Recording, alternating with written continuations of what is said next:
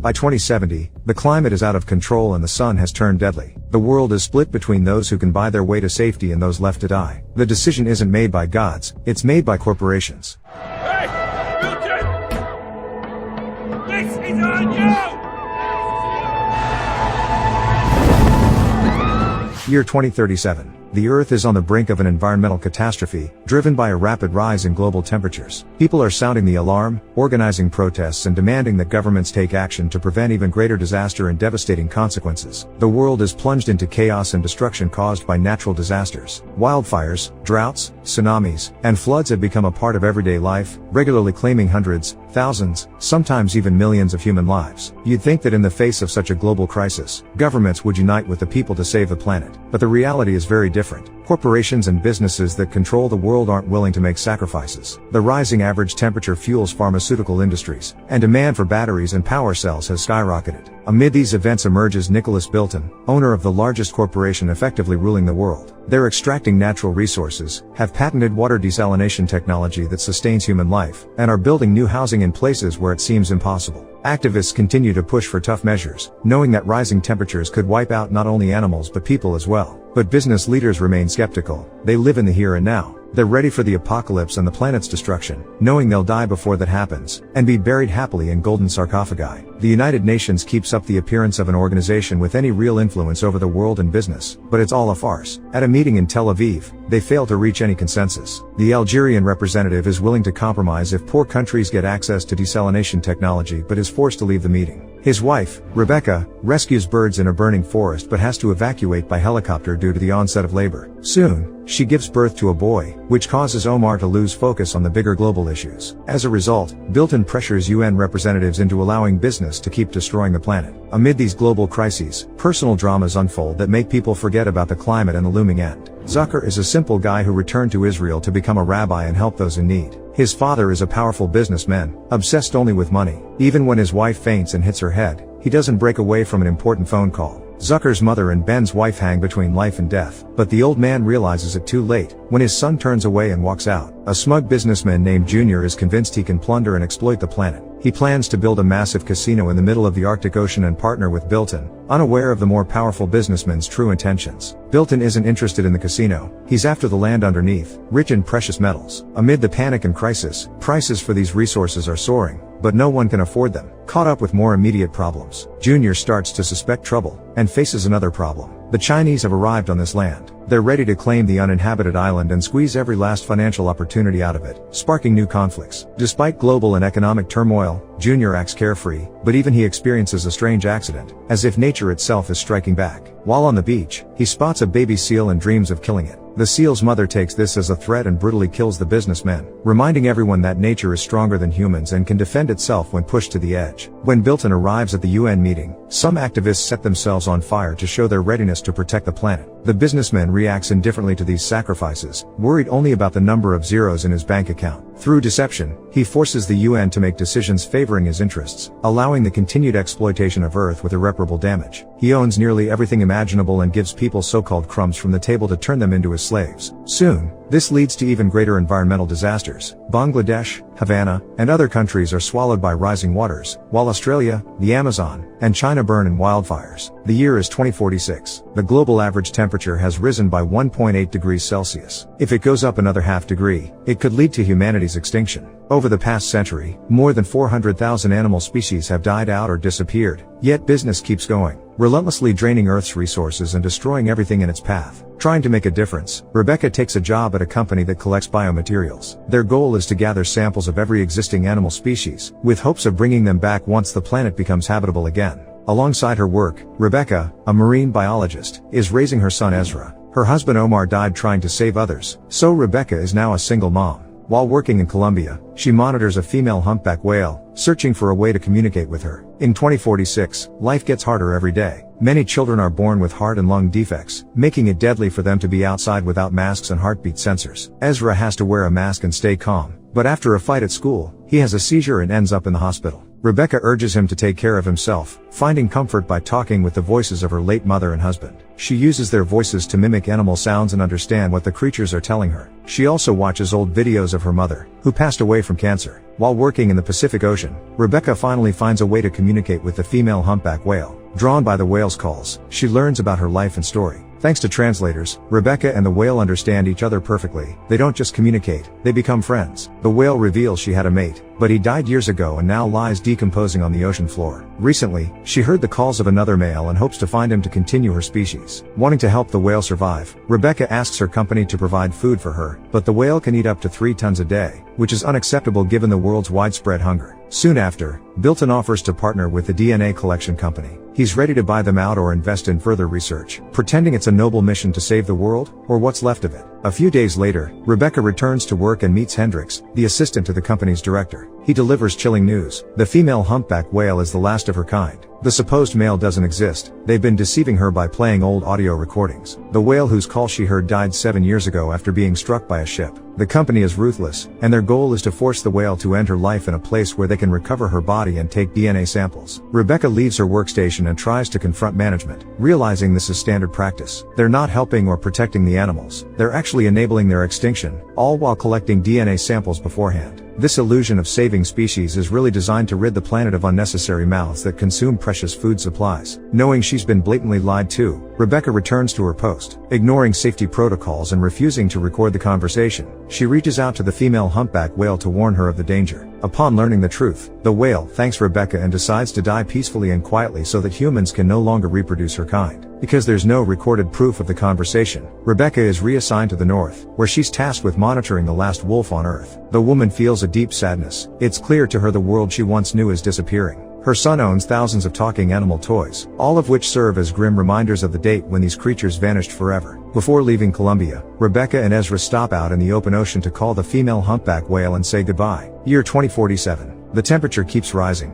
and the world's oceans have surged more than 38 centimeters. Amid total chaos and disaster, Miami is slowly sinking underwater. Rabbi Zucker saved his mother and moved to the city to lead the Israel temple, but the place is steadily drowning. To stop this, he goes to a specialized government department and asks for financial support. Only the government can provide the equipment needed so the congregation can pump out water and protect the temple from being completely flooded. Back at the temple, Zucker holds a meeting with the congregation, hoping they'll be able to gather there again next year. Alana, the daughter of a wealthy Jewish businessman, asks questions far beyond her years. She wants to understand why God would let all this happen to his creations, the people. Zucker can't answer her, but he believes the Lord will protect them in their darkest hour. Later, Alana returns to the temple to speak with the rabbi privately. She suggests that the approaching apocalypse isn't God's inaction, but his way of punishing humanity for its mistakes. Zucker believes people are the masters of their own fate and that they have to act, not just rely on divine mercy. Soon, Zucker learns that Miami's climate is dangerous for his mother's health. To save her life, he must send her to another city. He accepts this and decides to stay at the temple because the congregation needs him. He must help keep their faith alive and their prayers going. A little later, he meets with Alana, who's preparing for her bat mitzvah, her religious coming-of-age ceremony. The date and scripture she wants are already taken, but Zucker offers her another day and the verse he studied when he became a rabbi. Shortly after, Zucker receives news from the department. They've prioritized other projects, meaning the temple is doomed. The next morning, Alana's grandfather advises Zucker to get his hands dirty to keep his feet dry. He insists Zucker call his son, Alana's father, Mr. Harris. The wealthy man buys properties on the hills and resells them to billionaires so they can survive. He has enough influence and money to negotiate with the department and save the temple. Despite his principles and respect for everyone regardless of wealth, Zucker agrees. He meets with the businessman and asks for help, no matter the cost. Soon, there's good news. The Israel temple will be saved. The department has allocated funds for its protection. But there's a catch. They've cut funding for the homeless shelter, which means it will close and its residents will be left out on the streets. Alana realizes what happened and feels disappointed in Zucker and his choices. Not long after, Alana's grandfather dies, and her father is arrested by the FBI. During her bat mitzvah, Alana delivers a heartfelt speech, then admits she was the one who tipped off the police about her father. She doesn't want to live knowing Harris was a corrupt man who took away hope from the homeless. She's also disappointed in the rabbi and shows him a video from 10 years ago. In it, he said that inaction is tantamount to aiding the powerful, which only increases pressure on the weak. Realizing Alana is right and that he has sinned, Zucker resigns as rabbi and leaves his post. That night, a storm hits Miami, causing a massive flood. The city is literally swallowed by water, and Zucker understands that no one will save his temple now. Returning to the temple, he and a female plumber rescue several relics. They can't leave by car or boat, so they climb to the roof and spot a helicopter. They're soon rescued, but Miami is completely underwater, burying thousands of people. Sometime later, Zucker ends up in Tallahassee. Now homeless himself, he helps others in need just like him. When he meets Alana again, the former rabbi confesses his sins and realizes his path is one of redemption. In the end, he concludes that everything depends on humanity itself. We have no right to rely on God and expect his help until we change ourselves. Alana agrees, standing by his side as they help feed the homeless. Year 2059. The average global temperature has risen by 2.2 degrees Celsius, causing over 1 million deaths every year due to extreme heat. Amid this ongoing environmental crisis, the U.S. president makes a bold move to ban geoengineering projects that aim to alter the climate. Scientist Jonathan Chopin sees this as a personal victory, but his son Rowan is furious. Rowan, also a scientist, firmly believes that forced climate modification is the only way to save humanity. On Father's Day, Jonathan hopes for a call from his son, but Rowan switches off his phone and disappears without a trace. It soon becomes clear that he's traveled abroad to meet his stepmother, Geeta Mishra, a brilliant geoengineer who also designs drones. Geeta's company, Alpha, owned by the billionaire Bilton, heavily relies on these drones, and its stock value keeps climbing,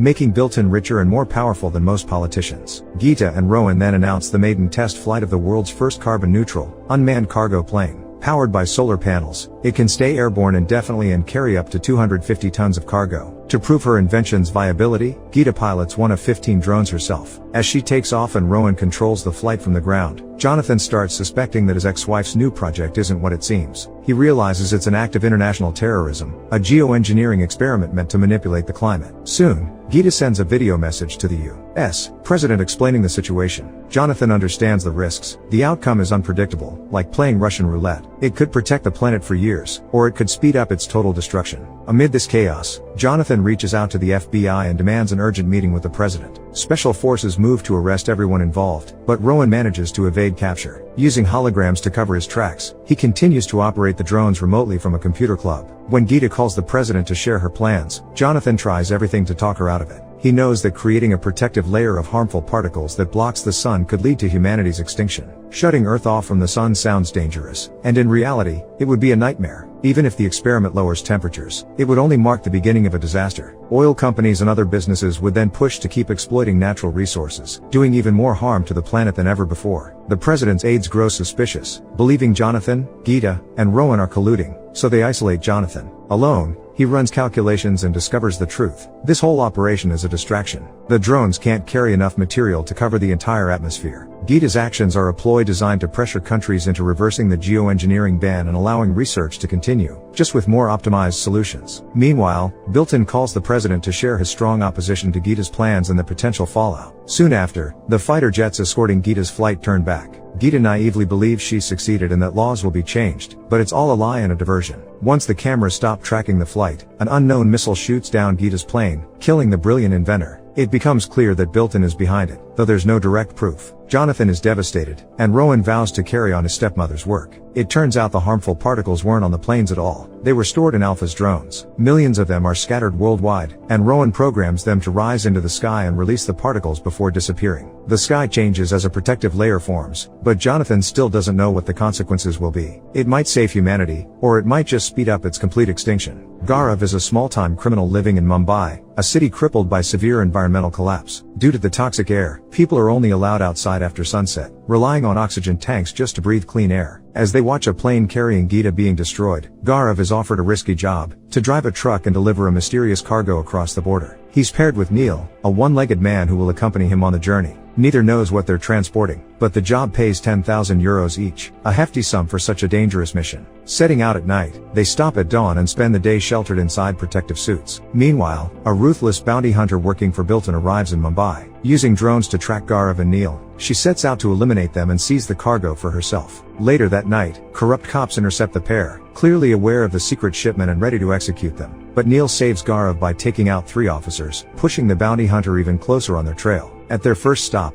they meet the client and bring along a strange biologist, who is to handle the cargo's secret purpose. The container holds rice grains, but not ordinary ones. These are stolen from Spitsbergen, Norway, and crucially, lack the corporate markers that restrict their use. This means the poor can harvest the crop freely, offering a lifeline to those starving. For the next leg, the trio uses a UN off-road vehicle, which should be immune to police interference. On the way to their next destination, they're ambushed by a gang of rowdy kids. When the sun rises and the temperature spikes, one of the boys collapses, close to death. Neil risks his own health to save the child. Once the heat subsides, Gaurav helps Neil recover, and they travel to the boys' village, only to be confronted by the bounty hunter again, determined to steal the cargo and leave no witnesses. In the ensuing shootout, Neil is gravely wounded trying to protect Gaurav. The boy's mother steps up to defend Neil, killing the bounty hunter while Gaurav distracts her. Despite their efforts, Neil succumbs to his injuries. Gaurav finishes the mission, delivering the precious rice grains for distribution. Back in the village, he reconnects with the boy and witnesses a miraculous event, rain falling after a long drought, a symbol of hope and a brighter future ahead. It's 2066. The global temperature has risen by 2.32 degrees Celsius. Rebecca's son, Ezra, has grown up and moved to London. He still struggles with heart problems, which not only make the heat unbearable but also affect his memory. Thankfully, advanced technology now allows people to store memories like data on a hard drive. But the catch? It's incredibly expensive, and the prices keep climbing, forcing Ezra to work harder and longer. Ezra offers a unique service. He's a Lick-A person who impersonates others for money. His clients include an elderly woman grieving her lost son, a gay man mourning a lost love, and Natasha, a single mother struggling to raise a troubled daughter. By altering his eye color, hair, accent, and memories, Ezra fully steps into their shoes, helping them fill the emotional voids in their lives. He even plays with Natasha's daughter and supports her healing from trauma, hoping to get well paid for his work. But beneath the surface, Ezra is deeply broken. His beloved girlfriend, Lola, died 3 years ago while pregnant. Despite treatment, she didn't survive. Ezra fights to hold on to his memories of her, but as storage costs rise, he's forced to delete parts of his past, slowly losing himself and his own history. A few days later, Ezra and Natasha take her daughter to a child psychologist. The sessions help, but Natasha wants more than just a father figure for her daughter. She longs to feel loved and touched, but Ezra strictly refuses. He lives by rigid rules, no insults, no physical contact, nothing that clashes with his moral code. Soon, Ezra realizes his memories are slipping away no matter how hard he tries to keep them. Some he has to erase because of the high costs, others fade due to his heart condition, which causes brain damage and memory loss. In a desperate attempt to remember Lola, he hires a Lick to impersonate her. She's willing to be intimate and repeats Lola's words, but she can never truly replace her. Disappointed and heartbroken, Ezra deletes all his memories, except those of Lola. It seems like he'll remember her forever, until an ecological disaster floods the city housing his hard drive, wiping out millions of memories worldwide. In despair, Ezra promises a hefty reward to his neighbor if he can restore his memory from backup servers in Russia. To pay for it, Ezra has to earn a lot, fast. He drops his personal restrictions, knowing it's the only way. Ezra becomes a ruthless debt collector, evicting people from homes and jobs, stirring up conflict. He's willing to do anything for money, but can't refuse Natasha and her daughter. Spending an evening with them, he suddenly realizes he's forgotten his own mother, and it brings him to tears. Seeking solace, he makes love to Natasha, and the next morning, shockingly, he invoices her. Hurt and disappointed, Natasha blocks him, while Ezra keeps chasing money. He even agrees to pretend to be the lover of a wealthy woman and takes a punch in the face, but the pay is good. Realizing his mistake, he apologizes to Natasha and asks for money. She tells him he can't live in the past and must move forward. Taking her words to heart, Ezra lets go of his memories. 3 months later, Ezra, Natasha, and her daughter have formed a happy family. The news reports that people have successfully restored a humpback whale and developed the ability to create children. On screen, they show the whale, Lola, and his mother Rebecca, but Ezra doesn't remember or recognize any of them. The year is 2068. The global temperature has risen by 2.44 degrees Celsius, and Earth's population is nearly 10 billion. As a result, almost all food is artificially produced. On New Year's Eve, Gusti and Sylvie throw a small party, inviting their best friend Nicholas and his girlfriend Elodie. The party is served by Anna, a poor young woman willing to work without tips. What starts as a simple, heartfelt gathering quickly shifts when Gusti makes a surprising confession. He's invested in hundreds of failing projects, but one finally found success, the Life on Pause project. It lets people upload their memories to cloud storage and essentially resurrect themselves 10, 20, or even 100 years later. They can come back in the body of an animal or a young person, and even do it multiple times. As a shareholder, Gusti has been invited to participate, and he's decided to go through with it the next morning. So this evening is a goodbye party. Sylvie is deeply disappointed by her husband's decision and drinks heavily. Alone with Gusti's assistant, she has a kind of emotionless, physical encounter, essentially cheating on her husband. Meanwhile, Elodie asks Gusti to give up his spot for her, but he refuses, telling her she's young and has her whole life ahead of her. Minutes later, Gusti finds out about the affair, and the friends come together at the table once more. He thanks them for helping him make his final decision. Betrayed by both his wife and best friend, Gusti is ready to step into the bright future. At that moment, Nicholas confesses he's been in love with Sylvie for years and has been using this to stay close to her. Gusti lashes out and attacks him but soon realizes that his wife and their artificial child matter more to him than an uncertain future. He chooses to be happy here and now, right where he is. Meanwhile, the waitress steals his biomaterials and ticket, planning to avoid suffering in the present by escaping to a world where the environmental catastrophe has been resolved. Year 2070. The temperature has risen nearly 2.6 degrees Celsius, and atmospheric carbon levels have hit an all-time high. Humanity is on the brink of extinction, facing starvation and chaos. It feels like the end of the world, and the Earth seems determined to cleanse itself by wiping out its biggest threat, humans. Against this backdrop, it becomes clear that Bilton isn't a humanitarian or a savior. He's a businessman who took over the world. Accused of ecological genocide, lawyers prepare a case to hold him accountable and put him behind bars for the next 30 years. The first witness is Rebecca. She worked with whales and collected DNA samples from every known animal species. But it turns out this was actually a Bilton Corporation project, not to save species, but to create exclusivity and profit in the future. The defense attorney easily challenges her testimony and even provokes Rebecca, deliberately bringing up her son. In a tragic turn, Rebecca jumps off a skyscraper roof, taking her own life. Next up is Jonathan, a scientist who once proposed effective solutions, now seemingly pointless. Bilton deliberately ignored these projects and refused to fund ideas that could have saved the world. The defense attorney defends Bilton again, accusing Jonathan of inaction. Jonathan's son is in prison for international environmental terrorism, and his ex-wife died in a plane crash, so Jonathan is ruled an unfit witness. The prosecutor continues searching for witnesses, but most are too afraid to speak against Bilton for fear of dying. She then calls a woman who tells the story of a brilliant scientist who once created a device to regulate carbon levels, a device that could have saved humanity. But Bilton had her killed. Decema, Bilton's stepdaughter, realizes this scientist was her mother and that Bilton deliberately murdered her to seize the technology. Now, Bilton's company unexpectedly unveils a product that can reduce carbon levels. The judges see this as a gesture of redemption and an attempt to save humanity, ultimately clearing him of all charges. Bilton then tries to bribe the prosecutor by handing over footage showing that her activist husband was killed on the orders of his assistant, Marta. The prosecutor meets with Marta and discovers it's just another one of Bilton's schemes. Decema contacts Marta and the prosecutor, then goes to court to testify against her stepfather. It turns out Decema found old video recordings from Bilton's office. The sun had become deadly, and carbon was killing people, yet the businessmen decided to cash in on it. During negotiations, they agreed on a carbon level to lower it just enough to appease humanity but continue profiting.